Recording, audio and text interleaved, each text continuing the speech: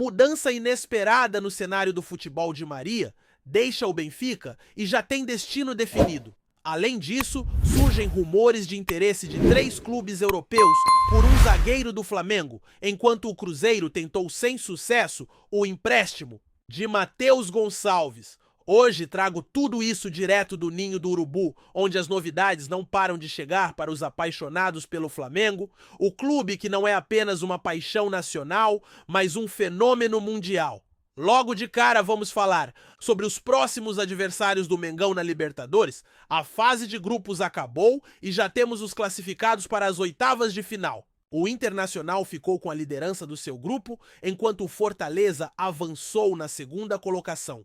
Com isso, os clubes que passaram em primeiro lugar, como River Plate, Palmeiras, São Paulo e Estudiantes, formam o pote 1. No pote 2 estão Flamengo, Botafogo, Universitário do Peru, Libertad, do Paraguai, Atlético Nacional, da Colômbia, Cerro Porteño e Peñarol, além do Fortaleza. São 6 os representantes brasileiros garantidos nas oitavas, divididos entre os 2 potes. Na segunda-feira, a partir do meio-dia, será definido o confronto e, claro, a cobertura estará completa para manter a torcida rubro-negra por dentro de cada detalhe. Indo para o futebol dos bastidores, o Santos demonstrou interesse em nomes ligados ao Flamengo. A diretoria santista fez sondagens para contratar Bruno Spindel, que ainda permanece no Mengão, além de Marcos Braz, que já não está mais no clube, e Fabinho Soldado, atualmente no Corinthians. O clube paulista busca reforçar seu departamento de futebol com executivos experientes e ligados ao Flamengo. Agora, falando sobre jogadores que podem estar de saída, o zagueiro Pablo chamou atenção ao ser visto no aeroporto no domingo, pouco depois da partida contra o Palmeiras. Embora o destino dele ainda não esteja confirmado, Santos e Atlético Paranaense estariam interessados. O problema principal é o alto salário do defensor, que gira em torno de 6 a 700 mil reais por mês, dificultando negociações, especialmente porque o atleta não está em sua melhor forma física e tem estado afastado dos jogos. Enquanto isso, ele segue treinando separado com o Flamengo, pagando o salário integral, na esperança de que apareça uma proposta concreta. Falando de atacantes, o Cruzeiro tentou o empréstimo de Matheus Gonçalves a pedido do técnico Léo Jardim, mas o Flamengo recusou a oferta. O clube carioca quer somente uma venda para liberar o jogador, estimando receber algo em torno de 8 milhões de euros, que equivale a aproximadamente 50 milhões de reais. O atleta, embora talentoso e muito promissor nas categorias de base, está em processo de desvalorização por conta do pouco espaço e uso no time principal. No setor defensivo, o zagueiro Clayton está na mira de 3 clubes europeus, entre eles o Leicester da Inglaterra e o Dinamo de Kiev. Recentemente, um time da primeira divisão de Portugal também demonstrou interesse. O contrato do jogador com o Flamengo termina no final do ano e a renovação não deve acontecer, já que os empresários não estão dispostos a prorrogar o vínculo devido à falta de oportunidades na equipe. Com um elenco bastante competitivo na defesa, incluindo nomes como Léo Ortiz e Danilo Clayton, não tem conseguido espaço. A partir de 1º de julho, ele poderá assinar com qualquer clube gratuitamente. E o Flamengo ainda avalia se tentará negociar uma venda antes disso. E sobre Di Maria, o meia argentino que estava no Benfica, a decisão está tomada. Ele retorna para casa jogando pelo Rosário Central Clube de sua cidade natal. Muitos torcedores do Flamengo especularam uma possível transferência para o Mengão, mas não será dessa vez. O craque volta para a Argentina para reencontrar suas raízes e encerrar um ciclo na Europa. Para fechar uma mudança de última hora no planejamento do Flamengo para o Mundial de Clubes, com 5 jogadores convocados para suas seleções nacionais, entre eles o equatoriano Gonzalo Plata e jogadores uruguaios, o clube optou por alterar a data da viagem para os Estados Unidos. A saída antes marcada para o dia 10 de junho foi remarcada para o dia 11, justamente para evitar a ausência de atletas importantes na estreia. A expectativa é chegar no dia 12, realizar treinamentos intensos até a estreia no dia 16. O Flamengo segue vivendo momentos intensos, tanto dentro quanto fora de campo, e a movimentação em torno do elenco continua a todo vapor. Depois De toda essa situação envolvendo a saída de Di Maria para o Rosário Central e os interesses europeus em Clayton, o clube precisa pensar rápido para ajustar o seu planejamento, especialmente com as competições importantes se aproximando e o Mundial de Clubes batendo na porta. A questão do zagueiro é uma preocupação que vai além do simples fato de perder um atleta, já que o setor defensivo do Flamengo é um dos pilares da equipe, principalmente pela intensidade das competições e a necessidade de ter um elenco versátil para rodar o time sem perder qualidade. Clayton, apesar de não ter tido tantas oportunidades na temporada, é um jogador que o clube aposta por potencial e pelo tempo que já passou dentro do profissional. O Flamengo vive um momento em que renovar contratos e manter jogadores que podem ter uma valorização futura é estratégico para a saúde financeira do clube e para o fortalecimento da base do elenco. A postura dos empresários em não querer renovar o contrato mostra que há uma insatisfação legítima, provavelmente pela falta de minutos em campo, e o Flamengo terá que tomar uma decisão que não seja apenas técnica, mas também administrativa e econômica. Vender o jogador agora antes que o contrato termine poderia garantir um retorno financeiro, enquanto deixá-lo sair de graça no meio do ano pode representar uma perda que o clube não deseja. Por outro lado, a pressão do jogador por mais espaço pode refletir diretamente no rendimento dentro do campo. E por isso o Flamengo precisa trabalhar bem essa questão para que o atleta se sinta motivado e o ambiente fique saudável. No meio de tudo isso, outro ponto que merece atenção é o desafio salarial do clube, que já foi citado no caso de Pablo. O Flamengo, com uma folha de pagamento pesada, precisa equilibrar o que paga aos seus atletas e, ao mesmo tempo, não abrir mão da qualidade. Os valores altos para certos jogadores refletem tanto o reconhecimento de suas carreiras quanto a competitividade do mercado brasileiro e internacional. No entanto, manter atletas com salários elevados e que não estejam entregando o esperado dentro do campo pode comprometer o orçamento e a capacidade de contratar reforços importantes. Por isso, a saída de Pablo é vista como necessária, mas complicada. O clube quer liberar o atleta, mas as condições do mercado não estão colaborando, e a questão física do jogador, que não é mais jovem, agrava essa situação. Esse tipo de desafio é comum em grandes clubes, especialmente em times que disputam várias competições simultaneamente, exigindo um elenco grande e qualificado. No ataque, a situação de Matheus Gonçalves é um exemplo de como o Flamengo tenta administrar seus ativos. O atacante, que estava sendo observado por clubes como o Cruzeiro e até mesmo pelo Red Bull Bragantino, já vive um momento delicado na carreira dentro do clube. O Flamengo, por sua vez, mantém uma postura firme, só libera o atleta mediante venda e exige um valor alto que gira em torno de 8 milhões de euros. Essa exigência financeira, apesar de ser compreensível, pode dificultar a saída do jogador, já que ele não tem tido muitas chances e, consequentemente, se desvaloriza com o passar do tempo. Essa é uma realidade comum no futebol, onde o tempo de espera por uma transferência que atenda aos interesses do clube pode prejudicar o atleta e sua carreira, além de travar negociações. A gestão dessas situações exige equilíbrio para não perder talentos ou deixar que jogadores fiquem estagnados, gerando desgaste para todos os envolvidos. Enquanto isso, o cenário no Santos mostra que o Flamengo, mesmo fora dos gramados, continua influenciando o mercado. A sondagem do clube paulista, em nomes que já passaram ou que ainda estão ligados ao Flamengo, indica como os executivos e profissionais formados ou relacionados ao Mengão são valorizados no futebol nacional. Bruno Spindel, Marcos Braz e Fabinho.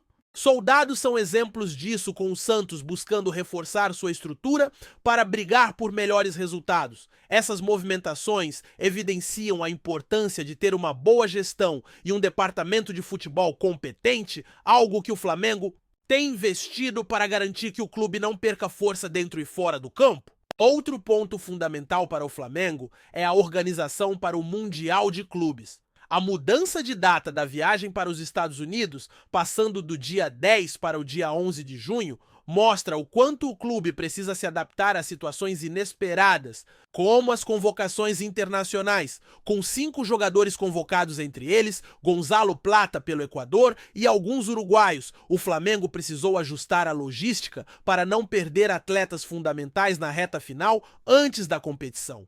A chegada antecipada no dia 12 dará ao time a oportunidade de se adaptar, treinar e entrar na disputa da melhor forma possível. Essa preparação é fundamental para que o clube possa competir de igual para igual contra os melhores times do mundo, mostrando a força do futebol brasileiro em um palco internacional. Dentro desse contexto, o elenco do Flamengo é um caldeirão de talentos e desafios. A competição interna por vagas é intensa, especialmente em setores como o meio-campo e a defesa, onde a qualidade técnica e a experiência se misturam.